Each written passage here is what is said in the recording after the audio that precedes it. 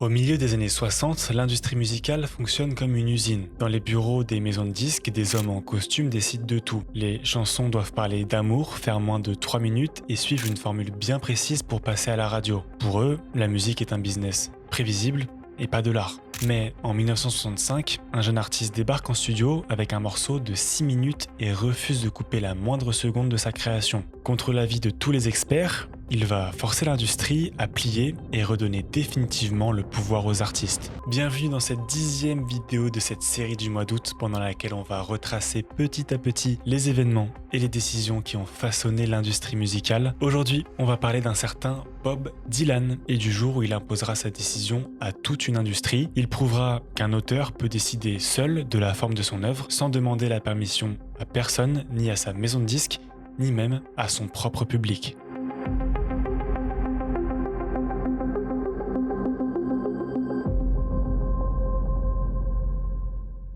J'ai mis les extraits musicaux pour que l'histoire prenne tout son sens. Le prix à payer, c'est que la vidéo est totalement démonétisée. Si t'apprécies la démarche, YouTube a sorti le système de boost pour mettre en avant les petits créateurs comme moi. Alors si tu veux soutenir mon travail, je t'invite à booster la vidéo, ça m'aide énormément. Merci pour le soutien, on est parti.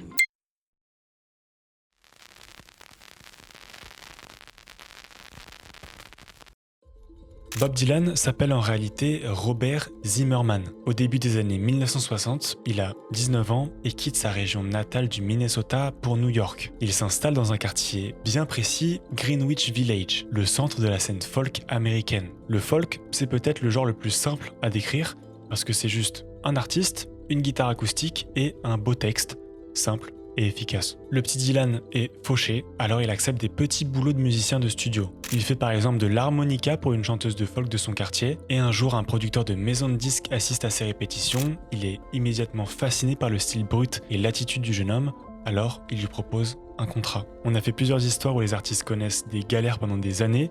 Bob Dylan, lui, c'est droit au but. Il est au bon endroit, au bon moment, il est talentueux, il signe en maison de disques. Pas le temps de niaiser. Son premier album sort en 1962 et le résultat commercial est mauvais. Il n'a aucun buzz. Il fallait bien que le mec ait quelques embûches, sauf que ces embûches ne vont pas durer très longtemps parce que dès l'année suivante, il sort son deuxième album.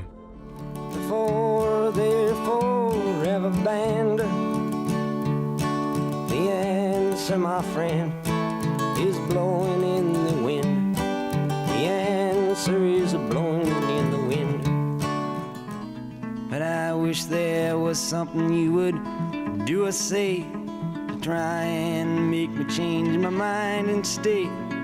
But we never did too much talking anyway. But don't think twice, it's alright. C'est un énorme succès. Dans cet album, Dylan évoque les droits civiques, la peur atomique et la colère anti-guerre. Ce projet agit comme un miroir parfait des angoisses et des espoirs de la jeunesse de l'époque, et ça colle une étiquette à Dylan, celui de chanteur engagé. Le public et la presse le voient comme le porte-parole d'une génération. Alors, Dylan est hyper heureux d'avoir cette notoriété grâce à son art, mais très vite, cette image de porte-parole devient de plus en plus lourde à porter. Le public attend de Dylan qu'il commente l'actualité, qu'il reste fidèle à une cause précise, et il se sent enfermé dans un rôle qu'il n'a pas vraiment choisi. Et cette étiquette n'est pas qu'une image publique, elle a une valeur économique concrète. Toute une partie de l'industrie du disque, des festivals aux radios spécialisées, s'est construite autour de ce marché du folk engagé. Changer de rôle pour Dylan, ce n'est pas juste changer de style musical, c'est risquer de perdre l'écosystème commercial qui l'a fait connaître, sans aucune garantie d'en trouver un autre à la place. Il est littéralement pris au piège. Surtout que sa vision a changé. Il juge désormais le milieu du folk trop moralisateur et même étouffant, alors il va tout faire pour en sortir, quoi qu'il en coûte. Dès 1964, il essaye de conquérir le marché de la musique pop-rock. Il est fasciné par l'énergie des Beatles, on en a parlé dans la précédente vidéo, et la puissance commerciale des radios. Alors il adopte la guitare électrique non pas pour édulcorer son style, mais pour prouver qu'il peut rivaliser avec les plus grands vendeurs de disques.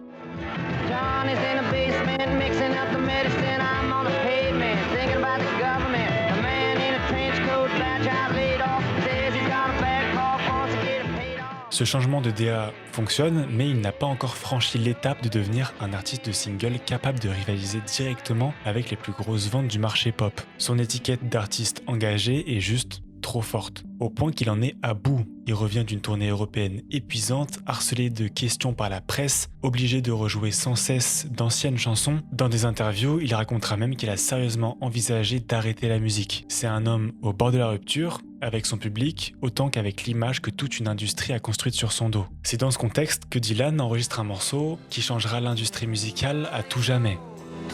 Seem so proud about having to be scrounging your next meal. How does it feel? La chanson parle d'une femme qui faisait partie de la haute société, regardait les pauvres de haut et se retrouve soudainement ruinée et abandonnée dans la rue. Avant ce morceau, la pop et le rock parlaient essentiellement d'amour. Dylan, lui, arrive avec un texte sombre et engagé. C'est le moment où Dylan abandonne définitivement son image de chanteur folk pour embrasser le rock tout en y apportant sa touche. Il est le premier à fusionner le rock avec la poésie contestataire moderne. C'est avec ce morceau, qui fait de l'engagement politique l'ADN même du rock des années 60, ouvrant la voie à des artistes comme Jimi Hendrix et The Who. En dehors de l'aspect musical et lyrique, ce morceau est une véritable anomalie pour l'époque. Il fait 6 minutes et 13 secondes. C'est un problème très concret pour l'industrie. Plus une chanson est courte, plus une radio peut en diffuser dans une journée, et plus elle peut y glisser de publicité entre chaque titre. Son label juge le morceau trop long et trop agressif. C'est là que le vrai rapport de force commence. D'un côté, une entreprise qui veut adapter le produit aux habitudes du marché, et de l'autre, un artiste qui ne veut pas qu'on modifie son art. Un exemplaire test du morceau est diffusé dans un club new-yorkais. Et là, quelque chose d'inédit se passe. Le public présent en redemande encore et encore toute la soirée. Autrement dit, ce n'est plus le label qui impose ce morceau au marché, c'est la demande du public qui finit par forcer la main au label. Alors, fin juillet 1965, la version complète sans coupe sort en single. Le résultat commercial est immédiat. Le morceau grimpe jusqu'à la 2e place du classement Billboard. C'est à ce moment-là le plus grand succès commercial de toute la carrière de Dylan. Commercialement, le succès est là, mais paradoxalement, il va être détesté par une partie des fans de folk engagés. L'exemple le plus marquant, c'est lorsqu'il se produit au Newport Folk Festival, un événement fondateur du mouvement folk américain historiquement lié aux luttes sociales de l'époque. Et c'est là-bas que Dylan joue pour la première fois en public ce nouveau morceau. Une partie du public réagit très mal, pendant que d'autres spectateurs applaudissent.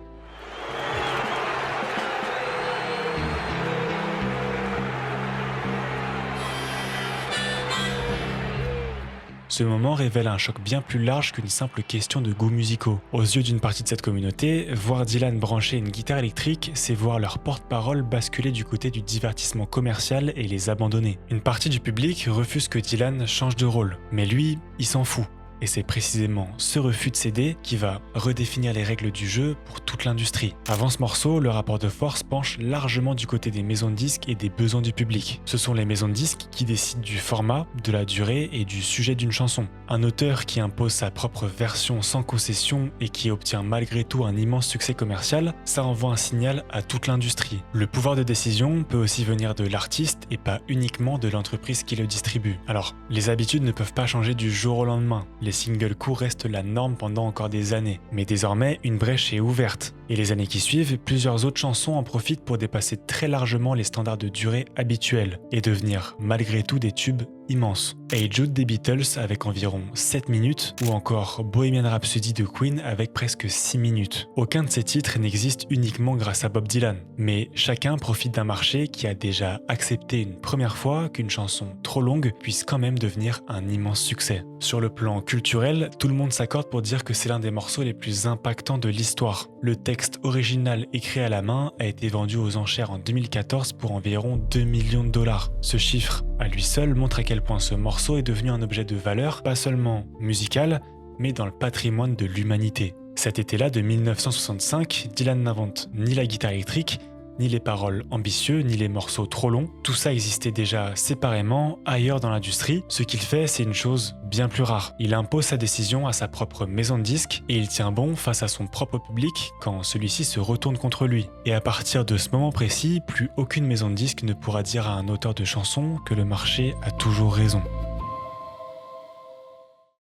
Demain, on parlera encore d'un très gros morceau, l'inventeur du funk et celui qui posera les bases du hip-hop, un certain James Brown. Et c'est demain, alors à demain.